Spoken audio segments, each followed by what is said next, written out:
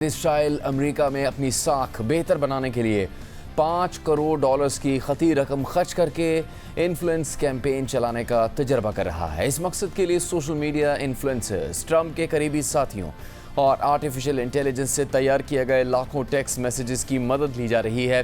اس حوالے سے امریکی اخبار وال اسٹریٹ جرنل نے ایک رپورٹ شائع کی ہے جس کے مطابق لوگوں کے موبائل فون پر ایسے ٹیکسٹ میسیجز آ رہے ہیں جو ایما یا سارا کے ناموں سے بھیجے جاتے ہیں۔ ان میں بھیجنے والے گروپ کا نام فرینڈز فار پیس بتایا جاتا ہے۔ ان میں سوال کیا جاتا ہے کہ آپ کے خیال میں امریکہ، اسرائیل اور ایران کے درمیان امن مذاکرات عالمی سلامتی پر کیا اثر ڈالیں گے؟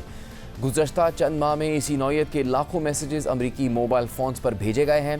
یہ میسیجز آرٹیفیشل انٹیلیجنس کی مدد سے لکھے گئے ہیں۔ یہ میسیجز صدر ٹرمپ کے ایک دیرینہ قریبی مشیر کی کمپنی کی طرف سے بھیجے گئے اور ان کی ادائیگی اسرائیلی حکومت نے کی۔ مارچ میں پیو ریسرچ کے ایک سروے کے مطابق اب امریکہ کے تقریباً 60% بالغ شہری اسرائیل کے بارے میں منفی رائے رکھتے ہیں، جس کی بڑی وجہ غزہ اور ایران کی جنگوں میں اسرائیل کا طرز عمل ہے۔ اسرائیل اس رجحان کو بدلنے کے لیے کروڑوں ڈالرز خرچ کر رہا ہے۔ اس مہم میں آرٹیفیشل انٹیلیجنس پر مبنی نئے طریقے استعمال کیے جا رہے ہیں اور کنزرویٹو میڈیا کو براہ راست ادائیگیاں بھی کی جا رہی ہیں۔ گزشتہ ہفتے امریکی نائب صدر جے ڈی وینس نے اسرائیل کی اس مہم پر تنقید کرتے ہوئے الزام لگایا کہ یہ مہم امریکہ کی ایران کے ساتھ جنگ ختم کرنے کی کوششوں کو کمزور کرنے کی ایک مہم ہے۔ انہوں نے ایک پوڈ کاسٹ میں کہا کہ کچھ اسرائیلی حکام امریکی عوام کی رائے کو متاثر کرنے اور تبدیل کرنے کی کوشش کر رہے ہیں تاکہ جنگ غیر معینہ مدت تک جاری رہے۔ آرٹیفیشل انٹیلیجنس سے تیار کیے گئے ٹیکسٹ میسیجز اس معاہدے کا صرف ایک حصہ ہے جو اسرائیلی حکومت نے حال ہی میں صدر ٹرمپ کے دیرینہ اتحادی بریڈ پاسکیل کی کمپنی کے ساتھ $4 کروڑ 50 لاکھ سے زیادہ مالیت میں طے کیا ہے۔ اسرائیلی وزیر خارجہ نے گزشتہ سال کے آخر میں کہا تھا کہ اسرائیل نے 2026 کے لیے $70 کروڑ سے زیادہ کا بجٹ مختص کیا ہے تاکہ دنیا بھر میں لوگوں کی سوچ پر اثر ڈالا جائے، اسرائیل کی ساکھ بہتر بنائی جا سکے۔ وال اسٹریٹ جرنل کے مطابق اسرائیلی وزارت خارجہ نے انٹرویو کی درخواستوں کا کوئی جواب نہیں دیا۔ اسرائیل کے حامیوں کا کہنا ہے کہ یہ مہم اس لیے ضروری ہے تاکہ ایران اور فلسطین نواز تحریکوں کی مہمات کا مقابلہ کیا جا سکے۔ بریڈ پاسکیل نے ایک حالیہ انٹرویو میں کہا کہ اسرائیل کے وجود کے لیے سب سے بڑا خطرہ غلط معلومات ہے، چاہے وہ کسی بھی طرف سے آئیں۔ انہوں نے اس بات کی تردید کی کہ ان کی مہم کا مقصد امریکہ اور ایران کے درمیان مذاکرات کو نقصان پہنچانا تھا۔ Quincey institute for responsible state craft میں غیر ملکی لابنگ پر تحقیق کرنے والے نک کلیولینڈ سٹاؤٹ نے کہا ہے کہ گزشتہ ایک سال کے دوران اسرائیل نے امریکہ میں اس مقصد کے لیے کم از کم 6 کمپنیوں کی خدمات حاصل کی ہیں۔ تقریباً 3 درجن نئے افراد جن میں زیادہ تر مارکیٹنگ کے شعبے سے تعلق رکھتے ہیں اسرائیل کے لیے غیر ملکی ایجنٹ کے طور پر رجسٹر ہوئے ہیں۔ اس سال اسرائیل امریکہ میں ایسی سرگرمیوں پر کسی بھی دوسرے ملک سے زیادہ خرچ کرنے کی راہ پر ہے۔ انہوں نے مزید کہا کہ قطر سمیت دیگر ممالک بھی گزشتہ برسوں میں ایسی کیمپینز پر بڑی رقوم خرچ کرتے رہے ہیں۔ تاہم وال اسٹریٹ جرنل کے مطابق پاسکیل کے کام پر اسی لیے بھی سوالات اٹھے ہیں کیونکہ وہ سیلم میڈیا میں چیف اسٹریٹجی آفیسر ہیں۔ یہ ایک میڈیا کا ادارہ ہے جس کے تحت کنزرویٹو پوڈ کاسٹرز اور ریڈیو ہوسٹ اپنے پروگرام کرتے ہیں۔ اسرائیل کے ساتھ ان کے ابتدائی معاہدے میں سیلم میڈیا نیٹ ورک اور اس سے منسلک ڈسٹریبیوشن میں اسرائیل کے حق میں بیانیے کو شامل کرنا بھی تھا۔ صدر ٹرمپ کے سابق چیف اسٹریٹجسٹ اور معروف پوڈ کاسٹر سٹیو بینن نے کہا ہے کہ کنزرویٹو حلقوں کے دوسرے بڑے ٹاک نیٹ ورک کو ایک رجسٹرڈ غیر ملکی ایجنٹ کیسے چلا سکتا ہے۔ سیلم میڈیا اور پاسکیل کا کہنا ہے کہ وہ اپنے میزبانوں کو اسرائیل کے بارے میں کوئی مخصوص بات کہنے کے لیے ادائیگی نہیں کرتے۔ ان کے مطابق یہ رقم نیٹ ورک پر $5 لاکھ سے زیادہ مالیت کے اشتہارات پر خرچ کی گئی۔ سیلم میڈیا کے چیف ایگزیکٹو نے کہا کہ ہمارے میزبانوں نے اپنا پورا کیریئر اپنی مرضی کی بات کہنے پر بنایا ہے، نہ کہ کسی اور کے لکھے ہوئے الفاظ پڑھنے پر۔ تاہم امریکی اخبار کے مطابق اس نیٹ ورک کے بہت سے میزبان پہلے سے ہی اسرائیل کے حامی رہے ہیں اور اکثر اسرائیل کے دفاع میں ایک جیسے موقف اختیار کرتے ہیں۔ شو فیتھ بائی ورکس نامی ایک گروپ نے دستاویزات جمع کروائیں جن میں منصوبہ تھا کہ اسرائیل کے حق میں میسیجز خاص طور پر بڑے گرجا گھروں میں آنے والے اور مسیحی کالجز کے طلبہ کو بھیجے جائیں گے۔ منصوبے کے مطابق جغرافیے کی بنیاد پر میسیجز بھیجنے کی مہم کے ذریعے جنوب مغربی امریکہ میں تقریباً 40 لاکھ افراد تک رسائی حاصل کی جا سکتی تھی۔ یہ گروپ گزشتہ سال جولائی میں قائم کیا گیا تھا۔ اس نے کہا تھا کہ اس کیمپین میں اسرائیل کے ساتھ مثبت وابستگی پیدا کی جائے گی جبکہ فلسطینی آبادی کو انتہا پسند گروہوں سے جوڑا جائے گا۔ اس منصوبے کی لاگت $30 لاکھ سے زیادہ بتائی گئی تھی۔ گروپ نے کہا تھا کہ وہ اپنی کیمپین کے لیے بااثر شخصیات سے بھی رابطہ کرے گا اور اداکار کرس پریٹ اور باسکٹ بال سٹار اسٹیفن کری کو ایسے مشہور افراد کی مثال کے طور پر پیش کیا گیا تھا۔ اخبار کے مطابق کرس پریٹ کے نمائندے نے کہا کہ ان سے کبھی رابطہ نہیں کیا گیا، جبکہ اسٹیفن کری کے نمائندے نے بھی کوئی جواب نہیں دیا۔ ای میل کے ذریعے شو فیتھ بائی ورکس کے بانی نے کہا کہ بعد میں گروپ نے اپنی حکمت عملی تبدیل کر دی اور زیادہ تر بجٹ ایک موبائل میوزیم اور اس کے لیے تیار کی گئی خصوصی ویڈیوز پر خرچ کیا گیا۔ رپورٹ کے مطابق اسرائیل کی دیگر کوششیں امریکی بائیں بازو پر مرکوز ہیں۔ غزہ کی جنگ کے باعث ڈیموکریٹک پارٹی میں پرائمریز کے دوران اس بات پر شدید اختلافات پیدا ہو گئے کہ آیا اسرائیل کی حمایت اب بھی پارٹی میں جگہ رکھتی ہے یا نہیں۔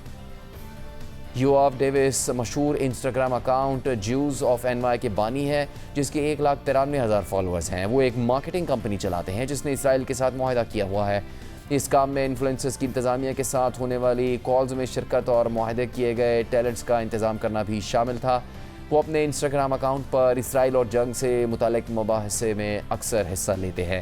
تاہم وال اسٹریٹ جرنل کے مطابق وہ یہ ظاہر نہیں کرتے کہ اسرائیل نے ان کی پوسٹ یا سفر کے اخراجات ادا کیے تھے یا نہیں، اور انہوں نے تبصرے کی درخواستوں کا بھی جواب نہیں دیا۔ اسرائیلی وزیر اعظم بنیامین نیتنیاہو نے کنزرویٹو انفلوئنسرز سے تعلقات مضبوط بنانے پر خاص توجہ دی ہے۔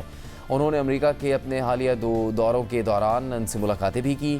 انہوں نے مئی میں پروگرام 60 منٹس میں کہا کہ امریکیوں کی اسرائیل کے لیے حمایت میں جو کمی آئی ہے اس کا تقریباً 100% تعلق سوشل میڈیا کے غیر معمولی تیزی سے بڑھنے والے رجحانات سے ہے۔